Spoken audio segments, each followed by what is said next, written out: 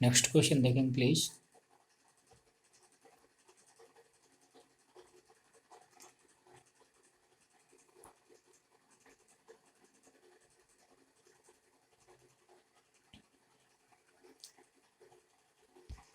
लेकिन next question आपका ये कह रहा है क्या कि वह कौन सी बड़ी संख्या है जिससे 70 और 125 को भाग देने पर, 70 एंड 125 को भाग देने पर, 70 एंड क्या 125 को भाग देने पर कह रहा है क्या कि 5 और 8 शेष बचते हैं, 5 एंड 8 क्या 5 एंड 7 शेष बचते हैं। तो अब यहाँ पर ध्यान देना है कि क्या है कि थोड़ा सा एक छोटा सा कंसेप्ट है कि इस टाइप के क्वेश्चन में हम करते क्या, अगर ध्यान देंगे आप अच्छे से तो क्या कि यहाँ पर 70, यहाँ पर 125 है। तो मतलब अगर हम उस बड़ी से बड़ी संख्या से इसमें भाग दें तो 5 शेष बचेगा, इसमें भाग दें तो 8 शेष बचेगा। अगर मैं इस संख्या में से वो जो शेष बच रहा है उसे हटा दूँ, कितना आया 65, और यहाँ पे 8 सब्ट्रैक्ट कर दूँ तो कितना आ जाएगा 7, और 1 1 क्या हो जाएगा 7, 117। आप बताइएगा जब उस बड़ी से बड़ी संख्या से इसमें भाग दे रहे होंगे तो इतना शेषफल बच रहा था। अब हमने इन शेषफल को अगर उससे हटा दिया, सब्ट्रैक्ट कर दिया, तो अब जो संख्याएं बचेंगी मिलेंगी हमें, वो क्या होंगी, कंप्लीटली क्या होंगी, डिविजिबल होंगी। अगर ये संख्याएं कंप्लीटली डिविजिबल होंगी यानी कि ये दोनों संख्या ऐसी होंगी जिनको कि वह संख्या बड़ी से बड़ी संख्या क्या कर रही होगी, पूरा पूरा विभाजित कर रही होगी, यानी कि इसका इनका क्या होगा, मासा। तो इनका मासा निकाल लेंगे। आपको पता है कौन सी ऐसी बड़ी से बड़ी संख्या जो कि इन दोनों को डिवाइड कर दे, तो आपको पता है ये कितना हो जाएगा, 13 से 13 है, 13 पच्चे 65, 13 नहीं है क्या 117, यानी कि वह बड़ी से बड़ी संख्या क्या होगी 13। यही हमारा आंसर होगा। ऑप्शन दिए गए थे आपके 13, 65, 17 और क्या 3, ये ऑप्शन दिए गए थे। अब चाहते तो इस क्वेश्चन में क्या करते, एक तो तरीका ये, अदरवाइज आप क्या करते, ऑप्शन उठाते हैं, ऑप्शन से डिवाइड करके देखते हैं इनको, और डिवाइड करके देखने के बाद क्या होता है कि आपको पता चलता है कि इसमें 5 शेष बचना चाहिए, इसमें 8 शेष बचना चाहिए। आप वैसे भी कर सकते थे। आइए नेक्स्ट क्वेश्चन देखते हैं प्लीज। नेक्स्ट क्वेश्चन मैं लिखने दिखा नहीं रहा हूँ आपको, लिखे दे रहा हूँ, छोटा सा क्वेश्चन है, पूछा जाए। ये सम्मिलित और अधीन सेवा जो लोअर सेकंड परीक्षा है 2015 की, उसमें पूछा गया है। देखना ये कह रहा है 0.36 एंड 1.2 एंड 4 क्या 8, आपसे पूछ रहा है कि इनका हमें क्या बता दें, एलसीएम बता दें, एलसीएम। तो देखना एक चीज़ मैंने वहाँ पर समझाया था, जब बेसिक समझाया कि दशमलव संख्याओं के एलसीएम कैसे निकालते हैं। तो दशमलव संख्याओं के एलसीएम निकालने के लिए हम लोग क्या करते हैं, सबसे पहले इस दशमलव को हटाने का प्रयास करते हैं। कैसे हटाएंगे दशमलव, हम ऐसे नंबर से मल्टीप्लाई करेंगे कि जिससे कि क्या है ये दशमलव हट जाए। आपको पता है कि अगर 0.36 में अगर हम 100 से मल्टीप्लाई कर दें तो 36 बचेगा, यानी ये पॉइंट 2 अंक इधर आ जाएगा तो दशमलव हट जाएगा। तो हम लोग क्या करते हैं, यही देखते हैं इस तरह की, जब दशमलव वाली संख्याओं का लासा मासा लेना होता है तो क्या ध्यान देंगे कि ऐसे क्वेश्चंस में हम लोग बड़े से बड़े हम ये देखेंगे कि सबसे ज़्यादा कितने अंकों के बाद दशमलव है, उसी से मल्टीप्लाई कर देंगे। अगर 2 अंकों के बाद दशमलव है मैक्सिमम तो 100 से मल्टीप्लाई कर देंगे, 3 अंकों के बाद है तो 1000 से मल्टीप्लाई कर देंगे, इस तरह से। तो हमने 100 से मल्टीप्लाई किया तो कितना आ गया 36। जब इसमें 100 से मल्टीप्लाई करेंगे कितना आ जाएगा 120, और जब इसमें 100 से मल्टीप्लाई करेंगे तो क्या हो जाएगा 480। अब तो आपको पता है कि 36, 120 एंड 480 का तो एलसीएम निकाल सकते हैं ना, एलसीएम निकाल लेंगे, कितना आ जाएगा आपको पता है 12 से डिवाइड हो रहा है तो ये कितना हो जाए 12 दूना 12 36, और ये हो जाएगा कितना 10, और ये हो जाएगा 14। क्या और किसी नंबर से डिवाइड होगा, तो अब एलसीएम निकाल रहे हैं तो अब देख लें कि ये 10 से डिवाइड हो जाएगा तो कितना 10, ये 3, 10 1 जा 10 एंड 10 4 जा 40। तो एलसीएम क्या आ जाएगा 12 मल्टीप्लाई बाई क्या 10 मल्टीप्लाई बाई 3 मल्टीप्लाई बाई क्या 4, ये आपका क्या होगा एलसीएम। लेकिन क्या ये आपका आंसर होगा, नहीं, आंसर अभी आपका ये नहीं होगा। क्यों नहीं होगा, इसके पीछे क्या रीजन है, क्योंकि आपको यहाँ पर जब भिन्नों का समासा निकालते हैं तो मैंने बोला कि पहले तो दशमलव हटाते हैं, दशमलव हटाने के लिए जिस नंबर से आपने मल्टीप्लाई किया था, यहाँ किससे मल्टीप्लाई किया था 100 से, उसी नंबर से बाद में हम लोग क्या करते हैं उसे डिवाइड भी करते हैं। तो डिवाइड करेंगे तो क्या देखना, आपको पता है 10 से 10 तो कैंसिल हो जाएगा, लेकिन अभी एक जीरो बचेगा।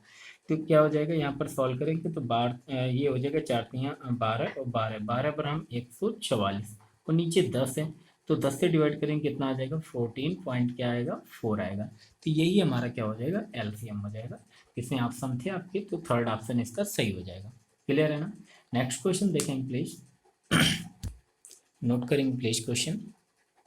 कह रहे दो संख्याओं का गुणनफल 1600 है और उनका महत्तम समापवर्तक 5 है, तो उनके लघुत्तम समापवर्तक ज्ञात करो। ऑप्शन दिए गए।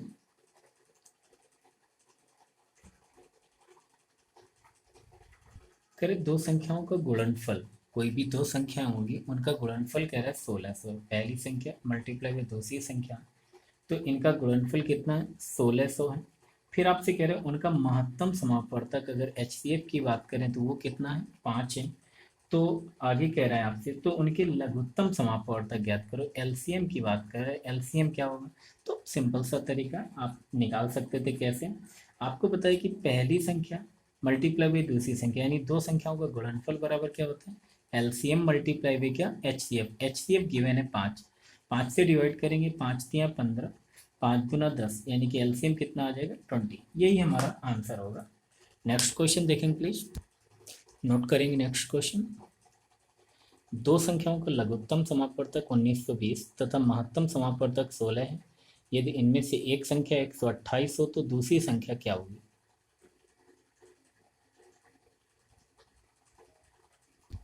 देखेंगे आपसे क्या कह रहा है क्वेश्चन, नोट कर लिया होगा आपने, ट्राई भी किया होगा। दो संख्याओं का लघुत्तम समापवर्तक कह रहे कितना है 1920 है। देन आपसे कह रहे हैं महत्तम समापवर्तक कितना है 16 है। एचसीएफ कितना है 16 है। फिर आपसे कह रहा है यदि इनमें से एक संख्या 128 है तो दूसरी संख्या क्या है? तो देखना एक तरीका है कि सिंपल सा आपको बताया कि पहली LCM multiply by H C F is equal to कितना होता है, पहली संख्या मल्टीप्लाई बाई दूसरी संख्या। एक संख्या पता है, दूसरी संख्या आपको क्या करना है, निकालना है, फाइंड आउट करना है। ठीक है, अब इसको सोल्व कर लेंगे। कितना 16 से 16 आपको पता है 16 अट्ठे 128, 8 से इसे डिवाइड करेंगे कितना आएगा 8 दूनी 16, और कितना आ जाएगा 8 दूनी 16 और सॉरी 3, 8 चौको 32, 240। तो दूसरी संख्या क्या आ जाएगी 240। सिंपल से तरीके से किया जा सकता है, तो आंसर क्या हो जाएगा 240। कोई बड़ा टास्क नहीं, बड़ा इश्यू नहीं इस तरह के क्वेश्चंस में। ठीक है, सिंपल से कर देना ऐसे। नेक्स्ट क्वेश्चन देखेंगे प्लीज, नेक्स्ट क्वेश्चन नोट करें प्लीज। वह छोटी से छोटी संख्या ज्ञात कीजिए जिसे क्रमशः 24, 32 व 36 से विभाजित करने पर प्राप्त शेषफल 19, 27 व 31 है।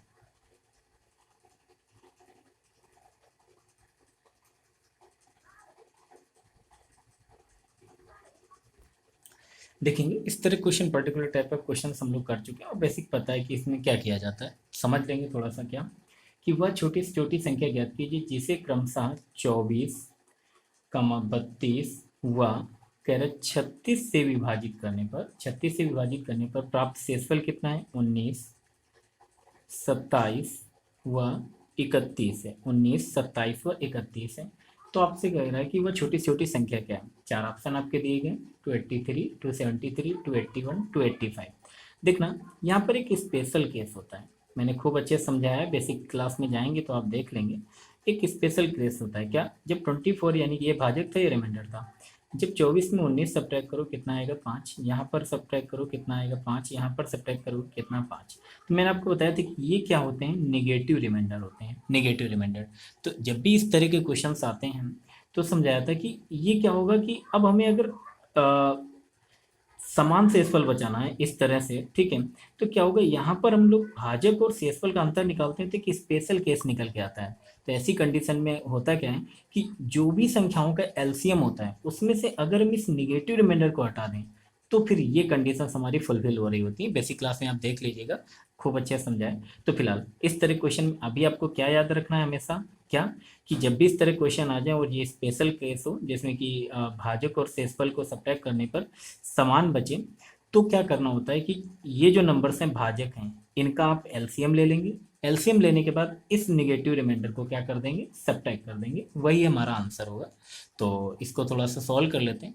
तो जब आप इनका एलसीएम ले रहे होंगे तो कितना आ जाएगा 24, 32 एंड 36। तो एलसीएम ले लीजिए, ये हो जाएगा 4 से डिवाइड हो जाएंगे, 4 छंग 24 और 4 अठे 32 और 4 नहीं 36।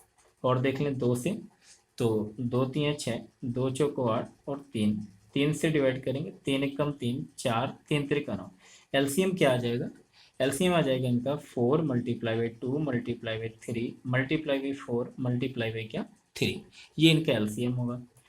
मल्टीप्लाई कर लें, तो मल्टीप्लाई करेंगे तो कितना हो जाएगा, 4 दूना 8 × 3 = 24 यानी 24, और मल्टीप्लाई में कितना 12, ये हो जाएगा 12×4 = 48, 8 4 12 दूनी 24, 4 क्या 28, 288। तो ये जो 288 है ना, ये 288 क्या है, जो कि इनसे कम्प्लीटली डिविजिबल हो। लेकिन अब भाजक और शेषफल का अंतर कितना होना चाहिए, 5। तो इस स्पेशल कंडीशन के हम लोग क्या क्या करते हैं, ये जो निगेटिव रिमाइंडर आ रहा होता है, इससे हम लोग क्या कर देते हैं, सब्ट्रैक्ट कर देते हैं। तो 8 में 5 गया 3, 283, यानी कि आंसर इसका कितना हो जाएगा, 283। तो याद रखेंगे, अगर और डिटेल से देखना है तो मेरे एलसीएम एचसीएफ की क्लास में जाकर के देख सकते हैं, बेसिक क्लास में। नेक्स्ट क्वेश्चन देखें प्लीज, नेक्स्ट क्वेश्चन नोट करें प्लीज।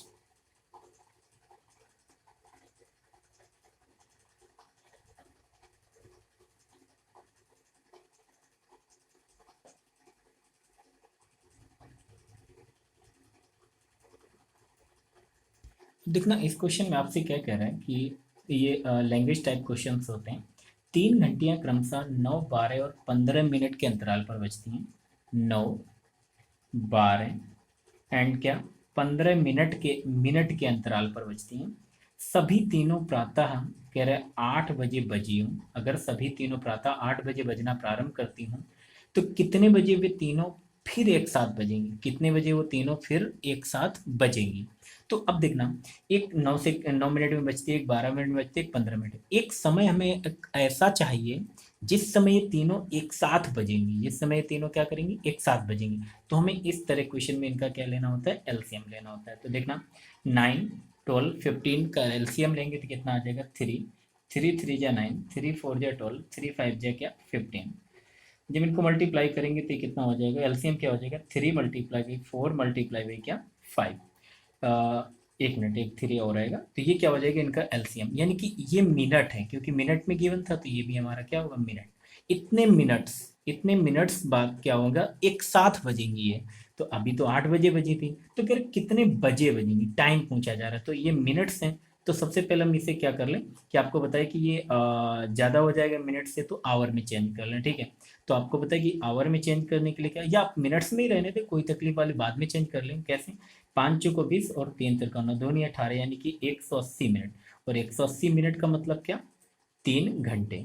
कितने घंटे, 3 घंटे। यानी कि अगर पहले वो 8 बजे एक साथ बजी थी, तो अब वो जो है क्या होगा, कि अब वो 3 घंटे बाद एक साथ बजेंगी।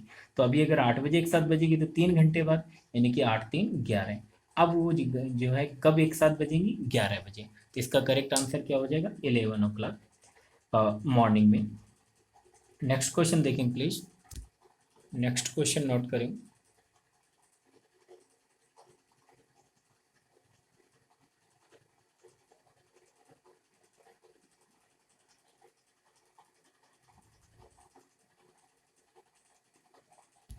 देखना, इस क्वेश्चन की अगर हम बात करें तो बहुत ही इम्पोर्टेंट और अच्छा क्वेश्चन है।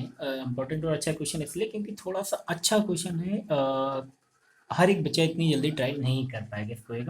और ये अगर मैं बात करूँ, देखना पहली चीज़ तो यूपी ट्रिपल की किसी न किसी एग्जाम से मैं क्वेश्चन उठा रहा हूँ।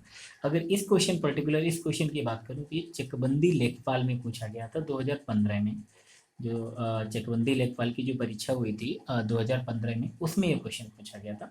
कह रहे 3 संख्याओं का लघुत्तम समापवर्त 2300 है, 23,100 है। और कह रहा था तथा महत्तम समापवर्तक एचसीएफ की अगर हम बात करें, एचसीएफ की, तो एचसीएफ कह रहे कितना 5 है। यदि उनमें से 2 संख्याएं, एक संख्या क्या 700, एक संख्या 770, तो कह रहा तीसरी संख्या क्या होगी, ये आप हमें बता दें, ठीक है।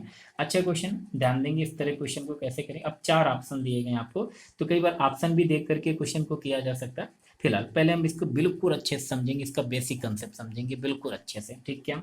कि अगर हम बात करें कि 2300, तो सबसे पहले तो हम इसके क्या कर ले, अभाज्य गुणनखंड। अगर इस क्वेश्चन को हम अभाज्य गुणनखंड से जाएं तो बड़े आसानी से समझाया जा सकता है और समझा जा सकता है, वही मैं आपको प्रयास करूंगा। अच्छा बताइएगा कि अगर ये 23,100 है, क्या इन तीनों संख्याओं का एलसीएम, बात समझ आ रही है, इन तीनों संख्याओं का एलसीएम क्या है, 23,100 है। तो हम इसके अभाज्य गुणनखंड कर लेते हैं। क्या करेंगे, कैसे, 2 से डिवाइड किया कितना, 2 1 कम 2, 2 1 कम 2, और ये कितना आ जाएगा, 2 पंचे 10, 2 पंचे 10 और 0। फिर देखा हमने 2 से, तो ये कितना हो जाएगा, 2 पंचे 10 और 2 सत्ते 14, 2 सत्ते 14 और 2 पंचे 10। क्लियर है ना। ठीक। अब आगे अगर हम बात करें तो और किससे डिवाइड हो जाएगा, तो देखिए 7 दूनी 14 और कितना 10, तो कितना हो जाएगा 24, तो 3 से डिवाइड हो जाएगा 3 एकम 3, 3 9 27, 3 दूना क्या 6 और 3 पचे क्या 15। और देखें अभी किससे डिवाइड हो जाएगा, क्या 3 से डिवाइड, 9 1 10, 5 2 7 17, नहीं 9 से तो डिवाइड नहीं होगा, तो क्या 5 से होगा, हाँ 5 से होगा। तो देखेंगे 5 3 15, 15 और 4 और 5 8 40 और 55 25। अभी भी 5 से डिवाइड हो जाएगा, तो एक बार और 5 से डिवाइड करेंगे 5, ये हो जाएगा 5 सत्ते 35 और 5 सत्ते 35। इसके बाद ये 7 से डिवाइड होगा 11 और फिर ये 11 आ जाएगा। यानी कि अगर मैं इसकी बात करूँ तो ध्यान से समझना इस क्वेश्चन को अच्छे से, क्या 2300, इसके गुणनखंड की बात करो तो गुणनखंड क्या आएंगे, 2 की घात 2 मल्टीप्लाई बाई 3 मल्टीप्लाई बाई 5 की घात 2 और मल्टीप्लाई बाई 7 और मल्टीप्लाई बाई क्या 11। कोई दिक्कत नहीं है ना। अब देखना, अब अगर जिन्होंने मेरी स्टार्टिंग की पहली क्लास देखी होगी तो उन्होंने उनको मैंने बताया है कि अभाज्य गुणनखंड से हम लोग कैसे जो है एलसीएम एंड एचसीएफ निकालते हैं। ठीक है। अब ये ये गुणनखंड तभी तो आए होंगे, उन्हीं 3 संख्याओं से तो आएंगे। मैंने आपको बताया था कि जैसे कि अगर कोई भी 2 संख्या उनका हमें एलसीएम निकालना होता है तो हम लोग क्या करते हैं, उन दोनों संख्याओं के अभाज्य गुणनखंड लिखते हैं और अभाज्य गुणनखंड की अधिकतम घात को हम लोग लेते हैं। अगर आप फॉलो करते आ रहे हैं तो इन चीज़ों को सीख गए होंगे। तो आप बताइएगा, एक नंबर आपका कितना है, 700 है, एक है 770 एक संख्या, और तीसरी संख्या के बारे में आपको कोई जानकारी नहीं है।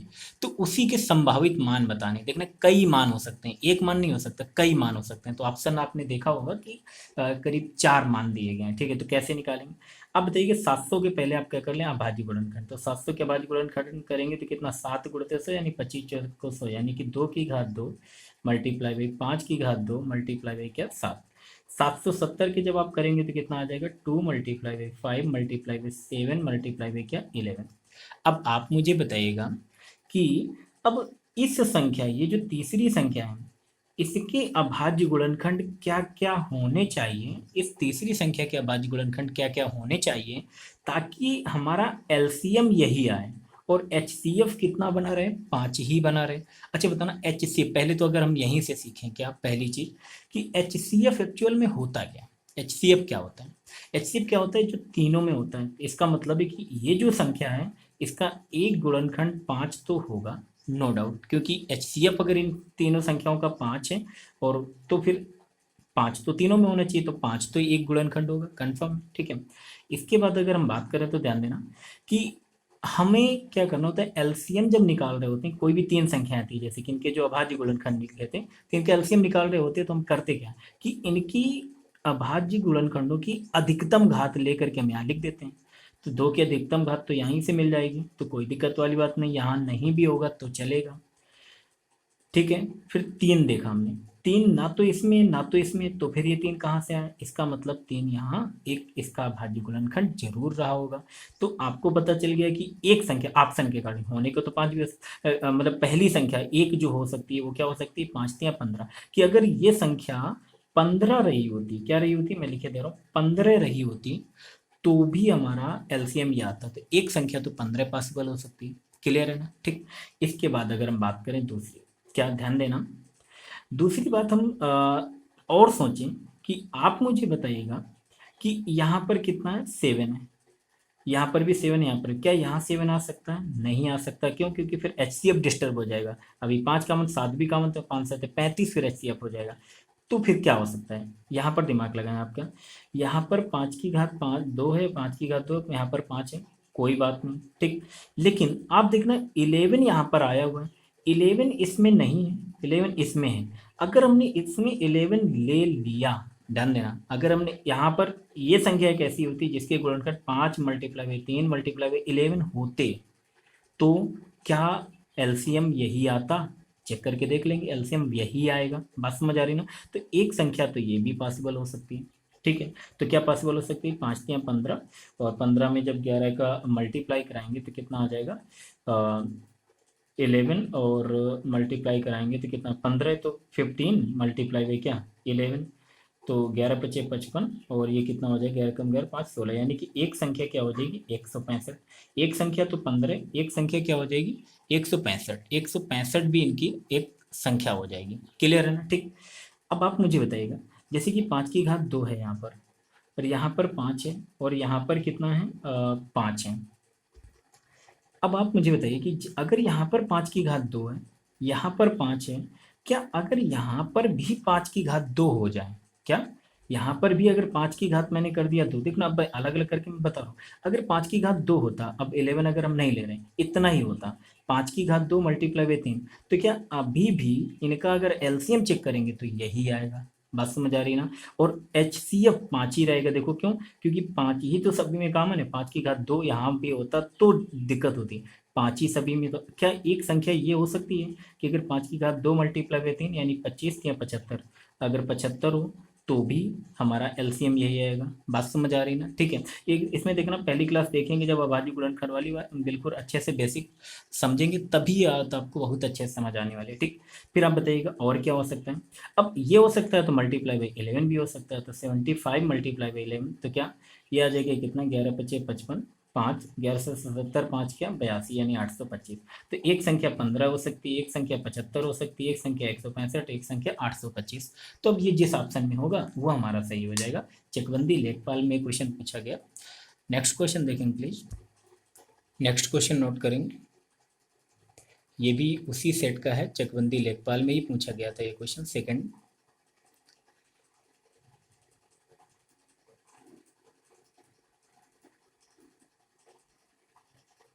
अब इस तरह क्वेश्चन हम लोग एक कर चुके हैं, ये चकबंदी लेखपाल में पूछा गया। देख लें क्या कह रहा है कि दो संख्याओं का महत्तम समापवर्तक ज्ञात करने के लिए भागफल क्रमशः 2, 3 और 5 है, यदि अंतिम भाजक 45 है। तो फिर से वही क्वेश्चन, क्या अंतिम भाजक कितना है 45 है, और भागफल क्रमशः क्या है 2, 3, 5 है, तो छोटी संख्या तो 2, 3, 5, तो यानी कि अंतिम भागफल कितना है 5 है।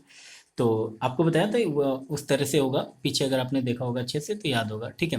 तो देखेंगे क्या, अंतिम भाजक अगर 5 है यानी कंप्लीटली डिवाइड किया होगा, तो यानी 5 को 20 और 5 25, तो यहाँ पर कितना आ जाएगा 5 बार तो 5 25 और 2, और 5 को 20 और 2 क्या 22, यानी 225 रहा होगा। 225 रहा होगा तभी तो ये कम्प्लीटली डिवाइड हुआ होगा। ठीक है 225। फिर आपको बताया कि यहाँ पर कंडीशंस कैसे होती थी कि ये शेषफल आ रहा होता है, यानी 225 से अगर हम भाग दे रहे होंगे तो कह रहे हैं कि नेक्स्ट जो है 2, 3, 5, यानी कि ये कितना है 3 है। तो जब इसको सॉल्व करेंगे तो कितना आ जाएगा, देखना 3 पचे 15 के 5 हासिल है 1, 3 दूना 6, 1 7, और 3 दूना क्या 6। ऊपर क्या आ रहा होगा संख्या, तो 45 जोड़ दें क्योंकि ये रिमाइंडर आ रहा था। 5 5 10 जीरो हासिल है 1, 7 4 11 1 12, फिर 2 हासिल है 1, यानी कि 720। फिर क्या होगा, ऊपर कंडीशन कैसी बन रही होगी, ये 720 से भाग दिया होगा तो 225 से फल बचा होगा, और कितनी बार 2, 3, 5 कह रहा था तो 2। तो यहाँ से देख लें 2 जीरो 2 दूनी 4, 2 सत्ते क्या 14, ऊपर कितना आ रहा होगा फिर 5, ये 6, और ये क्या 4 2 6 1, यानी कि 1665। आपसे कह रहा है इस क्वेश्चन में कि हमें छोटी संख्या बता दें, छोटी वाली संख्या कौन सी है। तो यहाँ पर आप देखेंगे कि छोटी संख्या भाई 720 और 1665 में सबसे छोटी कौन है 720 है, तो यही हमारा क्या आंसर होगा। लेकिन आप देख रहे हैं ऑप्शन में 4 ऑप्शन है, एक 675, 725, 650, और उपयुक्त में से कोई नहीं, तो चौथा ऑप्शन सही हो जाए। उपयुक्त में से क्यों नहीं, कोई नहीं, क्योंकि 720 आंसर है। ठीक है। नेक्स्ट क्वेश्चन देखें प्लीज। नेक्स्ट क्वेश्चन देखें प्लीज, ये भी उसी सेट का क्वेश्चन है, चकबंदी लेखपाल की जो परीक्षा है 2015 की, उसी सेट में चौथा क्वेश्चन है एलसीएम एंड एचसीएफ का।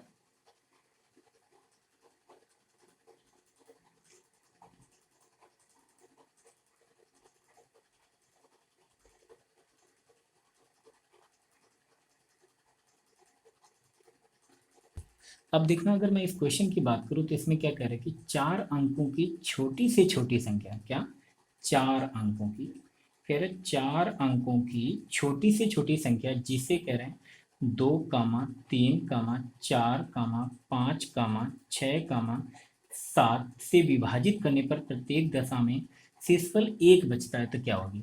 तो मतलब इनसे अगर हम विभाजित करें तो प्रत्येक दशा में कितना शेषफल बचता है, शेषफल 1 बचता है। तो क्या कंडीशन होगी, क्या बात है, इस बात को समझेंगे।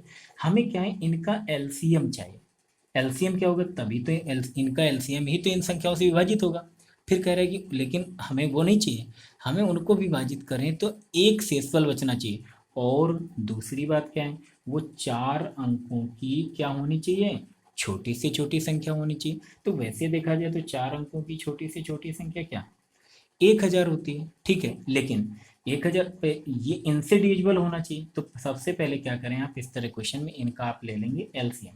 तो जैसे एलसीएम लेंगे तो कितना, 2 से डिवाइड करेंगे, 2 1 जा 2, 3, 2 2 जा 4, 5, 2 3 जा 6, और यहाँ पर क्या 7। आगे सॉल्व कर लेंगे तो ये कितना आ जाएगा, अगर हम देखें तो इनका एलसीएम क्या आ जाएगा, 2 multiply by 3 multiply by 2 multiply by 5 multiply by क्या 7। फिर इसका एलसीएम मल्टीप्लाई कर लेंगे, कितना 5 2 जा 10, तो ये तो जीरो हो जाएगा, और 3 दूना 6 और 6 से 42, यानी कि 420। 420 एक ऐसा नंबर होगा जो कि क्या होगा, इन सभी से डिविजिबल होगा। लेकिन प्रॉब्लम इस बात की है, किस बात की प्रॉब्लम, कि ये तो 4 अंकों की है नहीं छोटी से छोटी संख्या। तो 4 अंकों की छोटी से छोटी संख्या निकालने के लिए हम लोग करते क्या हैं, कि इसमें डिवाइड करते हैं। फिर भाई यही तो 4 अंकों की छोटी, यानी कि हमें इसका मल्टीपल चाहिए होता है, जो कि 4 अंकों का छोटा से छोटा सा नंबर हो। तो मल्टीपल निकालने के लिए हम लोग क्या करते हैं, 4 अंकों की छोटी से छोटी संख्या में डिवाइड करते हैं। तो 420 से जब आप 1000 को डिवाइड करेंगे तो क्या होगा, ये आ जाएगा इसको जब सॉल्व करेंगे तो कितना हो जाएगा भाई, 1000 है और ये कितना 420 है, तो एक बार भाग जाएगा तो कितना, सॉरी 2 बार, तो कितना आ जाएगा, 2 जीरो, 2 दूना 4, 2 चौको क्या 8, ये जीरो आ जाएगा। 10 में 4 गया क्या 6, 9 में 8 गया क्या है 160 से। अगर हम बात करें आगे, तो 160 से जब आप भाग दे रहे होंगे, यहाँ पर सॉरी एक मतलब एचसीएफ तो निकाल नहीं रहे, यानी कि क्या आ गया 160। 160 क्या हो गया, शेषफल बच रहा है। यानी कि 1000 4 अंकों की छोटी से छोटी संख्या वो होती जो कि इनसे डिविजिबल होती, लेकिन यहाँ पर तो 160 शेषफल बच रहा है। अगर हम इस 160 को 1000 से हटा दें, तो वही अगर मतलब हटाएंगे तो क्या होगा, जैसे कि आपने क्या किया, 1000 में से अगर 160 को आपने घटाया, तो जो भी आने वाला है वो तो फिर 4 अंकों का नहीं रहेगा ना, 4 अंकों से क्या हो जाएगा, कम हो जाएगा। तो ऐसे केस में क्या, अगर हम कर रहे हैं, चलो ठीक है हमने घटा भी दिया, जैसे लिख दिया जीरो, 10 में 6 गया क्या 4, 9 में गया क्या 8 8, यानी कि 840। 840 एक ऐसी संख्या होगी जो कि क्या हो रही होगी, ध्यान देना, 840 एक ऐसी संख्या होगी जो कि 420 यानी कि इन सभी से कंप्लीटली डिविजिबल होगी। लेकिन क्या ये 4 अंकों की है, अभी नहीं है। तो हमें क्या करना पड़ेगा, एक बार जो है हमें 420 और ऐड करना पड़ेगा, क्योंकि अगला मल्टीपल चाहिए, ये सेकंड मल्टीपल है, थर्ड मल्टीपल चाहिए।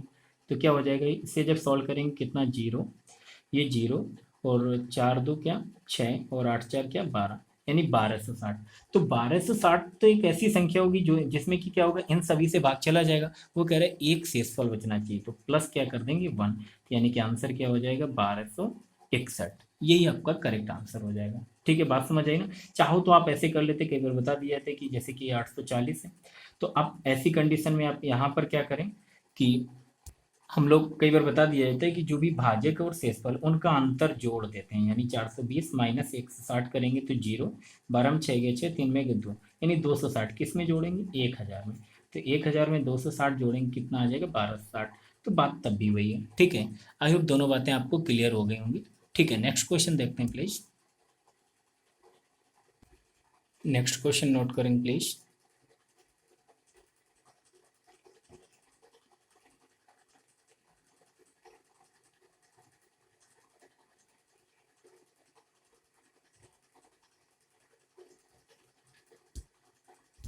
अब देखना ये जो क्वेश्चन, अब ये जो क्वेश्चन है ये पूछा गया है अभी, जैसे कि चकबंदी लेखपाल में देखा कि एलसीएम एचसीएफ के 4-5 क्वेश्चन पूछे गए थे एक ही सेट में।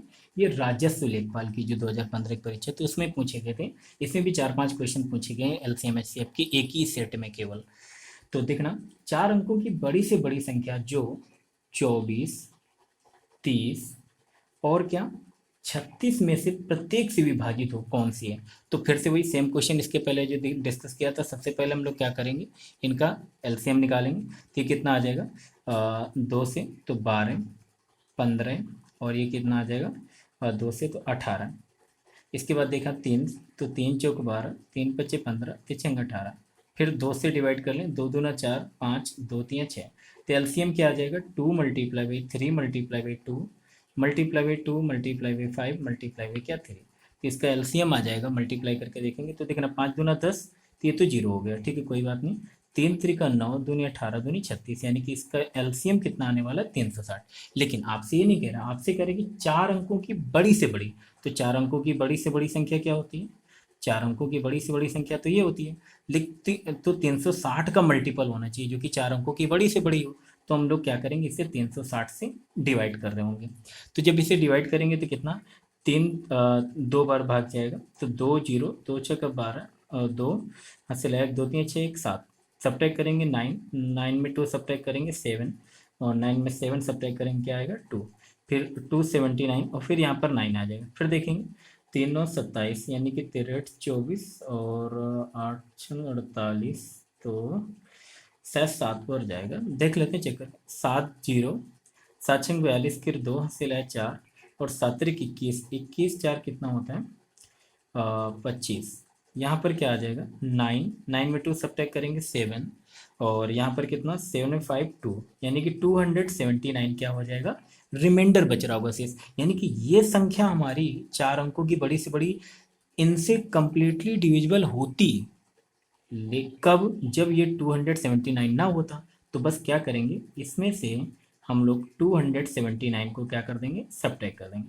9 में 9 सब्ट्रैक्ट करेंगे 0। तो अब देखना कई बार ऑप्शन जब आपके सामने होते हैं तो इतना ही देख करके कर देंगे, 9 में 7 किया क्या 2, तो पूरा घटाने की जरूरत नहीं, देख लें किसमें लास्ट में 20 है, तो कितना 96 20 आ जाएगा। चाहो तो आप कर भी लें, तो कोई तकलीफ वाली बात नहीं। यहाँ पर क्या हो जाएगा, 9 में 2 क्या, तो कितना 7 और 9, यानी 9720। 1 मिनट, शायद कुछ गलती हुई है, देखना। अब जब आप ऑप्शन में नज़र डालेंगे तो ऑप्शन क्या क्या हैं, एक ऑप्शन में 9360, दूसरा ऑप्शन है 9960, और 9840, और 9620। काफ़ी अच्छा क्वेश्चन है, काफ़ी अच्छा क्वेश्चन है, क्योंकि कई लोग इसको छोड़ के भी चले होंगे। क्यों, यहाँ पर देखना आपने जैसे ही सब्ट्रैक्ट किया तो यहाँ पर आया 9700 क्या 20। आपने देखा ऑप्शन में, जब किसी भी ऑप्शन में 9720 नहीं है तो आपने सोचा कि क्वेश्चन गलत है, या मैंने भी कैलकुलेशन किया, जैसे मेरे भी दिमाग में पहले बात आई कि हाँ कैलकुलेशन गलत किया है, ठीक है। लेकिन यहाँ पर ध्यान देने वाली बात क्या है, आप ध्यान दीजिएगा प्लीज, क्या कि अगर हम बात करें कि 9720, तो हो सकता है और कोई मल्टीपल हो। तो एक बार अगर हम इसमें से 360 और सब्ट्रैक्ट कर दें, 360 जैसे ही और सब्ट्रैक्ट करेंगे तो क्या आने वाला है, ये 0, 12 में 6 गया 6, और ये कितना आ जाएगा 6 में 3 गया कितना 3, और 9, यानी 9360। तो 9360 तो ऑप्शन में क्या है, मौजूद है। अगर 9360 ऑप्शन में मौजूद है तो ये आंसर हो सकता है, क्योंकि बड़ा से बड़ा मल्टीपल पूछ रहा है। अगर ये नहीं है ऑप्शन में, वैसे तो होना तो यही चाहिए, ये नहीं है, तो फिर उससे छोटा देखेंगे, तो उससे छोटा कौन सा, 9360। नेक्स्ट क्वेश्चन देखेंगे प्लीज। नेक्स्ट क्वेश्चन ऐसे ही देख लेते हैं, इसी में पूछा गया राजेश लेखपाल में।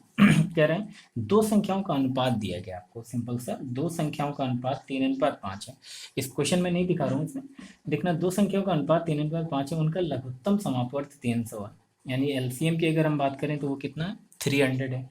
फिर आपसे पूछ रहा है कि छोटी संख्या क्या है, इनमें से छोटी संख्या कौन सी है। ऑप्शन है आपके क्या, 75 एंड 60, 90 एंड क्या 45, ये 4 ऑप्शन है आपके। अब यहाँ पर अगर आप थोड़ा सा भी ध्यान देंगे, अच्छे से समझेंगे चीज़ों को, तो ऑब्जर्व कर पाएंगे क्या, बिल्कुल सिंपल सा क्वेश्चन था। क्या कि आप तो एक तो ऑप्शन से भी कर सकते हैं, इस तरह क्वेश्चन हम कर भी चुके हैं, नहीं तो आप सिंपल से निकालना चाहें तो निकाल भी लें। क्या हो जाएगा कि एलसीएम यहाँ पर 300 और संख्याओं का अनुपात 3:5 है। आपसे कह रहे कि उनमें छोटी संख्या, यानी कि जो छोटी संख्या होगी वो कौन सी होगी, ये चीज़ आपसे पूछ रहा है। तो क्या करें, बेसिक से कैसे जाएंगे, संख्याएं क्या होंगी 3x एंड क्या 5x, इनका एलसीएम क्या होगा, x मल्टीप्लाई बाई क्या 5 मल्टीप्लाई बाई क्या 3, जो कि कितना दिया गया है 300 दिया गया। सॉल्व कर लें, 5 3 15, 15 दूना 30, यानी कि x की वैल्यू कितनी आ गई 20। अगर आपको ये पता चल गया कि x कितना है 20, तो आप बताइए x अगर 20 है तो फिर संख्याएं भी पता कर ले, छोटी संख्या पूछ रहा था तो 20 3 60 हमारा करेक्ट आंसर हो जाएगा। नेक्स्ट क्वेश्चन देखें प्लीज, नोट करेंगे नेक्स्ट क्वेश्चन प्लीज। इसी सेट में पूछा गया है, राजस्व लेखपाल की।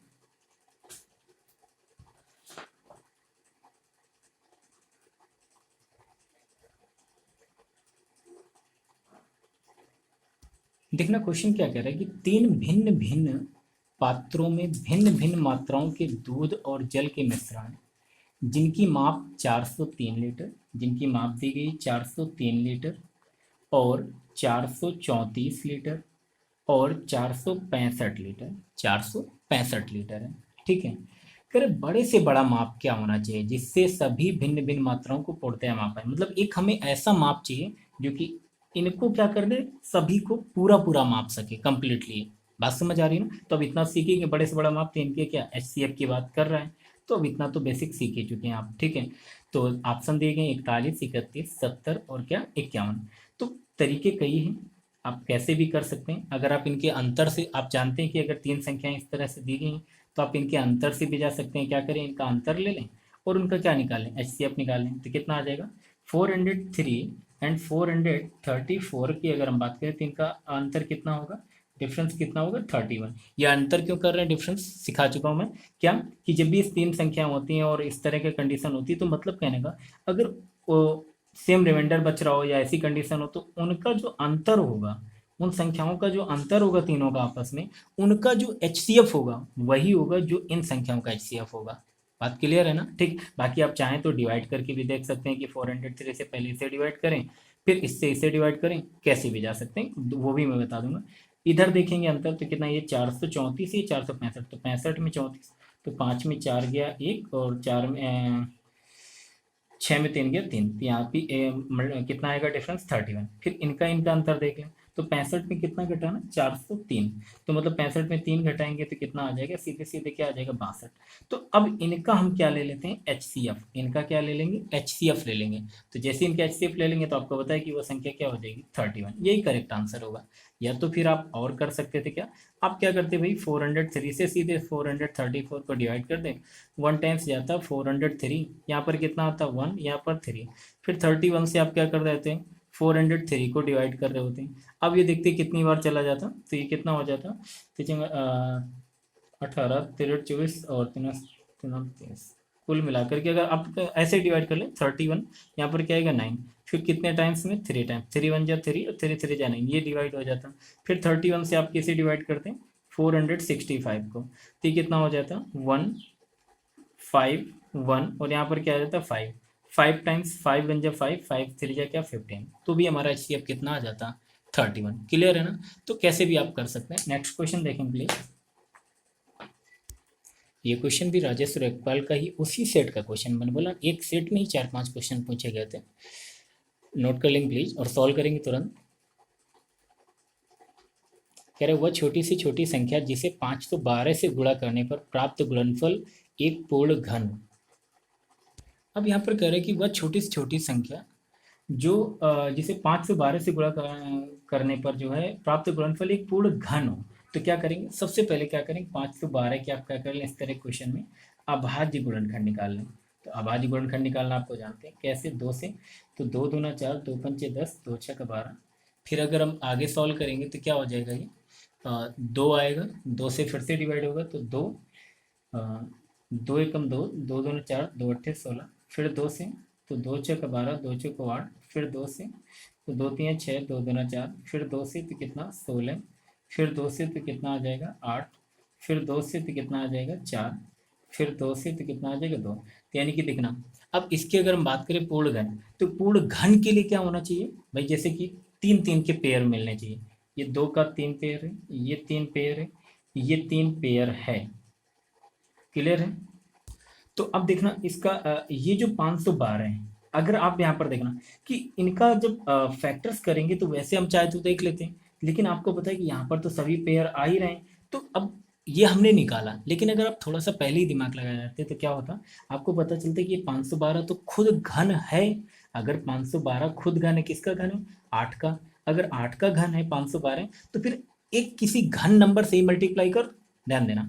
एक तो तरीका ये ऐसे कर लेते, फिर भी आपको यहाँ से पता नहीं किस नंबर से, अब किसी न किसी घन नंबर से मल्टीप्लाई कर, क्योंकि 512 भी अपने आप में एक क्या है, घन है। अगर 512 भी अपने आप में एक क्या है, घन है, तो मतलब कहने का अब 512 में हम किसी एक ऐसे नंबर को मल्टीप्लाई करना पड़े जो कि वो खुद क्या हो, घन हो, तभी तो ये संख्या क्या घन बन पाएगी।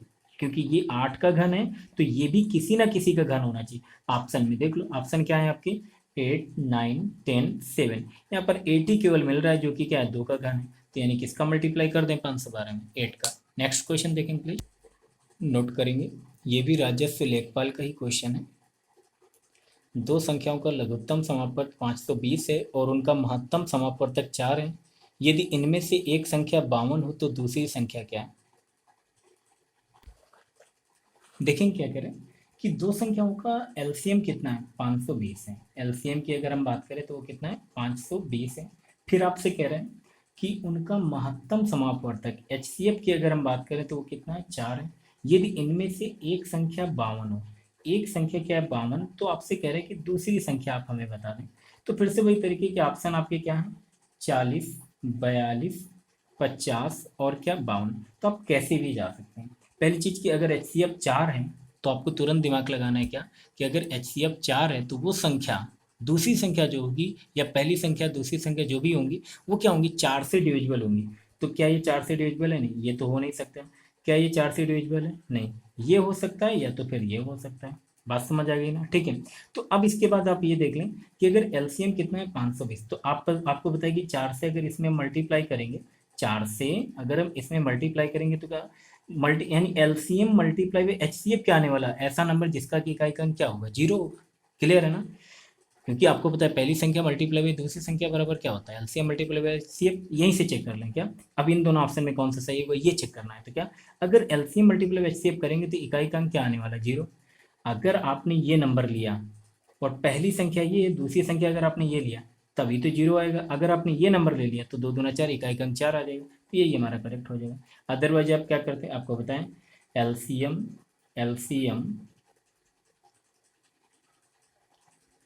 मल्टीप्लाई बाई क्या, H C F is equal to कितना होता है, पहली संख्या मल्टीप्लाई बाई दूसरी संख्या। तो पहली संख्या 52 है, दूसरी संख्या हमें क्या करना है, फाइंड करना है।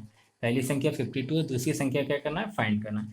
तो सॉल्व कर लेते हैं, कितना आ जाता है, 4 एकम 4, 4 3 12 और 13 चौको 52, तो 40। करेक्ट है ना? नेक्स्ट क्वेश्चन देखेंगे प्लीज। नेक्स्ट क्वेश्चन देखेंगे, एक एग्जाम होता है गन्ना पर्यवेक्षक का, यूपी ट्रिपल एस सी कराते हैं। उसी में 4 क्वेश्चन पूछे गए एलसीएम एंड एचसीएफ के एक ही सेट में। तो ये एग्ज़ाम आई थिंक 2016 में हुआ था।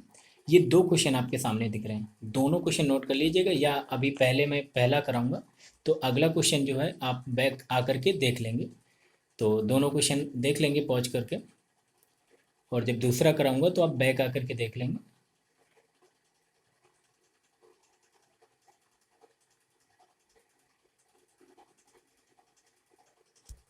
देखना, नेक्स्ट क्वेश्चन आपसे क्या कह रहा था कि वह न्यूनतम संख्या जो 2497 कह रहा था, 2497 में जोड़ी जाए, इसमें उसे क्या किया जाए, जोड़ा जाए। तो जो भी संख्या हमें मिले, इसकी बात कर रहा था कि ये जो है दो कामा सॉरी ये जो है 5, 6, 4 और 3 से क्या हो, पूर्णतः विभाज्य हो। तो वो संख्या आपको बतानी, 4 ऑप्शन है, 23, 33 एंड एक है 13 एंड एक है क्या, 3। तो आपको बताने वो संख्या कौन सी होगी। तो आपको बताए कि ये जो नंबर होगा ये क्या होगा, इनसे कम्प्लीटली डिविजिबल होगा। तो सबसे पहला हमारा काम क्या होगा, इनका हम लोग क्या निकालें, एलसीएम। तो देखेंगे इनके एलसीएम क्या होगा, यहीं पर फाइंड कर लेते हैं। एलसीएम निकालने के लिए 2 से, तो 5, 2 3 जा 6, 2 2 जा 4 एंड 3, 3 से 5, 1 2 एंड क्या 1। तो एलसीएम क्या आएगा, 2 multiply by 3 multiply by 5 multiply by क्या 2। सॉल्व कर लेंगे, 5 2 जा 10 और ये कितना 3 2 जा 6, यानी कितना आएगा 60। तो आपको पता है कि ये 60 क्या होगा, एलसीएम। यानी कि ये नंबर अगर इनसे कम्प्लीटली डिविजिबल है तो आप एक बात ध्यान देना यहाँ पर अच्छे से, अच्छे क्वेश्चन से। ये जब लेखपाल में जितने भी क्वेश्चन मैंने अभी उठाए हैं, मेरे ख्याल से सारे के सारे क्वेश्चन अच्छे थे। एक आध जो इजी क्वेश्चन थे लेकिन कुछ अच्छे क्वेश्चन जरूर पूछे गए, और एलसीएम एचसीएफ से 4 4 5 5 क्वेश्चन पूछे गए एक एक सेट में। तो देखना, ये संख्या में कुछ जोड़ेंगे तब ये इनसे डिविजिबल होना चाहिए। तो यानी कि ये जो संख्या है ये इससे तो बड़ी होगी ना, जबकि यहाँ तो 60 आ रहा है। तो हम ये देख लें कि 60 का मल्टीपल देख लें, किसके, इसके नज़दीक देख लें। तो अब 60 का मल्टीपल इसके नज़दीक देखने के लिए हम लोग क्या करेंगे, इसको भाग देंगे। ठीक, तो जैसे ही भाग देंगे तो कितना हो जाएगा, 60 से जब हम इसे डिवाइड करेंगे 2 4 9 7, तो क्या होगा, ध्यान देना कि डिवाइड करेंगे तो कितना आ जाएगा, 6 चौक 24, यानी कि 4 बार, तो 4 जीरो और 6 चौक 24, तो कितना आएगा यहाँ पर 9, यहाँ पर 7 हो जाएगा। फिर 60 से तो कितना आ जाएगा, एक बार भाग जाएगा यहाँ पर 60, 7 और यहाँ पर कितना है 37। आप मुझे बताइएगा ये कि 2497 में उस संख्या को क्या करना था, जोड़ना था। लेकिन अगर 37 रिमाइंडर है तो सबसे पहले हम पता कर लें कि इनसे डिविजिबल संख्या इसके नज़दीक क्या होगी। जैसे कि पीछे करते नहीं थे, 3 अंकों की बड़े से बड़ी, 4 अंकों की सी छोटी से छोटी, इस तरह की क्वेश्चन। तो 60 का मल्टीपल जो कि इनसे डिविजिबल होगा यानी 60 से डिविजिबल होगा। तो अब यहाँ पर ध्यान देना, तो क्या करें, 2497 में अगर हम 37 घटा दें तो क्या आने वाला है, 0, 9 में 3 गया 6, यानी 2460 एक संख्या ऐसी होगी जो कि इनसे कंप्लीटली डिविजिबल होगी। लेकिन यहाँ पर ध्यान देने वाली बात थी क्या, इसमें जोड़ा जाएगा तो ये वाली संख्या इससे तो बड़ी होनी चाहिए 2497 से, लेकिन ये तो छोटी है। तो आप क्या करें, एक बार 60 का मल्टीपल और जोड़ दें +60, तो कितना हो जाएगा, ये हो जाएगा बेटा 460 है और 60 और जोड़ेंगे तो कितना हो जाएगा 2520। 2520 यानी कि इसके नज़दीक 2520 एक ऐसी संख्या होगी जो कि क्या होगी, इनसे कंप्लीटली डिविजिबल होगी। तो 2520 कैसे होगा, तो इसमें कितना जोड़ा गया कि 2520 आया, तो क्या करो 2520 में से आप क्या कर दो 2497 को सब्ट्रैक्ट कर दो। तो 10 में 7 किया क्या हो जाएगा 3, और 11 में 9 गया कितना हो जाएगा 2, और ये 4, यानी कि कितना ऐड कर दिया जाए 23। यही हमारा क्या होगा करेक्ट आंसर। नेक्स्ट क्वेश्चन देखें प्लीज। अब देखना नेक्स्ट क्वेश्चन आपने बैक जा करके देख लिया होगा, उसको नोट भी कर लिया होगा। देखना नेक्स्ट क्वेश्चन क्या कह रहा है, मैं पढ़े दे रहा हूँ। आपसे कह रहा है कि एक संख्या को 6 से भाग दिया जाता है तो 5 शेषफल बचता है। अगर मैं 6 से भाग दूं तो 5 क्या बचता है, शेष बचता है। फिर आपसे कह रहा है कि जब 5 से भाग दिया जाता है तो 4 शेषफल बचता है। 5 से भाग दे रहे हैं तो 4 शेषफल बचता है। और उसके बाद कह रहे हैं जब 4 से भाग दिया जाता है तो 3 शेष बचता है। 4 से भाग देते हैं तो 3 शेष बचता है। फिर आपसे कह रहे हैं कि 3 से भाग दिया जाता है तो 2 शेष बचता है। और जब 2 से भाग दिया जाता है तो 1 शेष बचता है। ये बात आपसे कह रहे हैं। तो इस तरह का क्वेश्चन हमने एक पीछे किया है निगेटिव रिमाइंडर वाला। ये भाजक हैं जिनसे भाग दिया जा रहा है, ये शेषफल। यहाँ पर एक स्पेशल केस समझ आता है। 6 में 5 घटाएंगे तो 1 आएगा, 5 में 4 घटाएंगे 1, 4 में 3 घटाएंगे 1, 3 में 2 घटाएंगे 1, और 2 में 1 घटाएंगे क्या 1। यानी कि इनका भाजक और शेषफल का डिफरेंस कितना 1 1 आ रहा है। ऐसा क्यों होता है निगेटिव रिमाइंडर केस में। तो जब कभी भी आपको ये स्पेशल केस मिल जाए तो आपको क्या याद रखना है कि इन संख्याओं का एलसीएम लेना है और इस नेगेटिव रिमाइंडर को क्या कर देना, सब्ट्रैक्ट कर देना। तो एलसीएम लेंगे 65432 का, 65432 का हमें क्या लेना है एलसीएम। तो 2 से 2 3 जा 6, 5 2 2 जा 4, 3 2 1 जा 2। इसी तरह 3 से 3 1 जा 3, 5 2 1 1। एलसीएम आ जाएगा 2 multiply by 3 multiply by 5 multiply by 2, 5 2 जा 10, 3 2 जा 6, यानी कि कितना 60। तो 60 क्या होगा, जो इनसे डिविजिबल होगा। लेकिन ये केस स्पेशल होना चाहिए। तो ऐसे केस में इस तरह क्वेश्चन में हम लोग क्या करते हैं, जो नेगेटिव रिमाइंडर आता है उसे सब्ट्रैक्ट कर देते हैं। तो करेक्ट आंसर क्या होगा 59। नेक्स्ट क्वेश्चन देखें प्लीज, नोट करेंगे नेक्स्ट क्वेश्चन को प्लीज।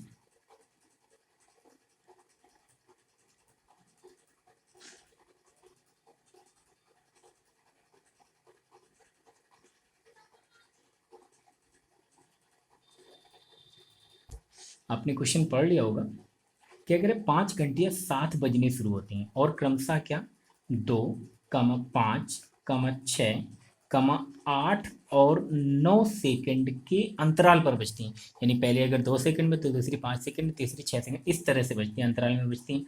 एक घंटे में साथ में वे कितनी बार बजेंगी। ऑप्शन है 11, 12, 10 एंड क्या 6। कह रहा है क्या आपसे, यहाँ पर पूछ रहा है कि एक घंटे में साथ में वे कितनी बार बजेंगी। तो आपको क्या करना है, इस तरह के क्वेश्चंस में सबसे पहले आपको ध्यान देना देखिए ये इतने सेकंड के अंतराल बजती हैं तो ये एक साथ कितनी देर में बजती हैं, कितनी कितनी देर में ये एक साथ बजती हैं, पहले ये पता कर लें। तो ये क्या था सेकंड में समय। तो इनका क्या कर लेंगे हम लोग, सबसे पहले एलसीएम निकालेंगे। क्या आएगा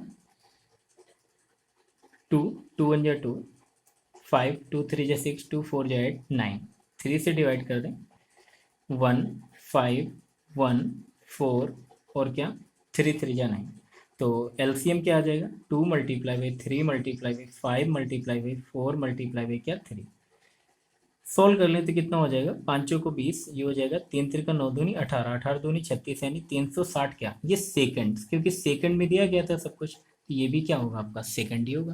यानी 360 सेकंड में ये एक साथ बज रहे होंगे। यानी कि जैसे कि 360 सेकंड हुए सब एक साथ बजी, फिर अगले 360 सेकंड हुए फिर एक साथ बजी, फिर अगले 360 सेकंड हुए फिर एक साथ बजी। या आप इसे ऐसा भी कर सकते हैं कि 60 से अगर डिवाइड कर दें, यानी कि 6 मिनट बाद, 6 मिनट बाद ये एक साथ बजती हैं। अगर मिनट में देखें तो 6 मिनट बाद ये क्या कर रही हैं, एक साथ बज रही हैं। तो आपसे क्वेश्चन क्या पूछा गया है ये ध्यान देना। क्वेश्चन पूछा, इधर मैं लिख रहा हूँ, क्वेश्चन क्या पूछा गया है। क्वेश्चन आपसे कह रहा है कि ये 1 घंटे में कितनी बार बजेंगी। तो 1 घंटे में कितने मिनट होते हैं, 60 मिनट होते हैं। जब 6 मिनट में एक बार बजती हैं तो 60 मिनट में 6 से भाग दे दें, तो कितना हो जाएगा, 6 × 60 यानी कि 10 बार एक साथ बजेंगी 60 मिनट में, यानी 1 घंटे में। क्लियर है ना ये बात, बात समझ आ रही है। और बाकी पिछली वाली क्लासेज जो हैं, जो बेसिक पढ़ा उनमें तो खूब बताया मैंने, फिर भी यहाँ पर भी मैंने क्लियर कर दिया 10 बार। लेकिन ये करेक्ट आंसर नहीं है, क्यों, क्योंकि जब वो पहली बार बजी होंगी ना तो एक बार बज चुकी होंगी। तो करेक्ट आंसर इसका क्या होगा, 10 + 1 = कितना, 11। 11 बार एक साथ बजेंगी। क्या इस बात को समझे। देखना 1 घंटे में ये 10 बार बजेंगी, लेकिन शुरुआत में जब, मतलब पहले एक साथ बजी, पहले एक साथ क्या कह रहा था क्वेश्चन, देखना क्या, ध्यान से पढ़ो पहले क्वेश्चन क्या कह रहे हैं कि 5 घंटियां 7 बजना शुरू होती हैं, 7 बजी, फिर उसके बाद 1 2 सेकंड में बजती है, 5 सेकंड में बज रही, इस हिसाब से। तो एक बार तो पहले ही बज गई, यानी अगले 1 घंटे में तो 10 बार बजेंगी, और एक बार पहले ही बज गई थी, यानी कि 10 + 1 यानी 11। तो 1 घंटे में टोटल 11 बार बजेंगी। यूपी ट्रिपल एस सी का ये एक लास्ट क्वेश्चन देखेंगे, गणना पर्यवेक्षक का ही है। छोटा सा क्वेश्चन, सिंपल, बार बार कर चुके हैं। अब क्वेश्चन है, मैंने हर एक क्वेश्चन उठाने का प्रयास किया, चाहे इजी हो या डिफिकल्ट हो, ताकि आपको ये पता चलना चाहिए कि सब कुछ डिफिकल्टी नहीं होता है। अगर हमें प्रीवियस ईयर पेपर भी अच्छे से आते हैं तो हमारा बहुत अच्छा काम हो जाएगा। ठीक है, तो देखना क्या कह रहा है इस क्वेश्चन में। दो संख्याओं का लघुत्तम समापवर्त कितना है, 48 है। संख्याएं 2:3 के अनुपात में, संख्याएं 2:3 के अनुपात में हैं। और संख्याओं का योग क्या है, योग पूछा जा रहा है। ऑप्शन है 40, 47, 30 और क्या, 34। संख्याओं का योग बता दीजिए। तो सबसे पहला काम तो भाई योग क्या होगा, तो 3 2 5, 5 से डिविजिबल होना चाहिए। तो 5 से डिविजिबल ये दो संख्याएं। दूसरी चीज़ क्या, अब एलसीएम अगर कितना है, 48 है। तो चाहो तो आप ऐसे भी कर लेते, नहीं तो बेसिक से जाते, क्या कि बेसिक से कैसे जाते, x × 2 × 3, यही तो एलसीएम होगा इनका। तो कितना हो जाएगा, 48 के इक्वल। 6 × 7 = 48, यानी कि x इक्वल टू कितना आता, 7। अगर x 7 आता तो आप मुझे बताइए, तो कितना, 7 दूनी, ये कितना हो जाता, इनका योग कितना होता, x × क्या, 5। तो 7 × 5 यानी 5 × 7 = 35। 1 मिनट, कुछ गलत हुआ, सॉरी ये मैंने गलती करी। 3 दूनी 6, 6 × 8 = 48, 8 बढ़ जाएगा, तो x की वैल्यू कितनी आ जाएगी, 8। तो ये कितना हो जाएगा, ध्यान देना कि x × क्या, 5, तो ये क्या है, 8 मल्टीपल, यानी कि कितना, 40 करेक्ट आंसर हो जाएगा। बस में चाहो तो आप ऑप्शन से कर लेते हैं या बेसिक से चले जाते हैं। तो आई होप बात आपको समझनी है अच्छे से। मैंने आपको पूरा प्रयास किया है कि आपको सारी चीज़ें बहुत अच्छे से समझ में आ जाएं। ठीक है, इसी तरह हम लोग क्वेश्चंस को अलग अलग चैप्टर्स में कवर करते रहेंगे। अगर आप ये वीडियो देख रहे हैं, यहाँ एंड तक देख रहे हैं आपने, प्लीज़, इसका मतलब है कि आप ऑनेस्टली मेहनत कर रहे हैं, ईमानदारी से मेहनत कर रहे हैं। सो प्लीज़ आपसे हम्बल रिक्वेस्ट है कि ऐसी ही मेहनत करते रहें, और लाइक एंड सब्सक्राइब करते रहें। कुछ आपके जो अच्छे फ्रेंड्स हैं उनको ज़रूर शेयर करें। मैं नहीं कहता कि सभी को शेयर करें, लेकिन कुछ अच्छे फ्रेंड्स हैं उनको ज़रूर शेयर करें। Thank you.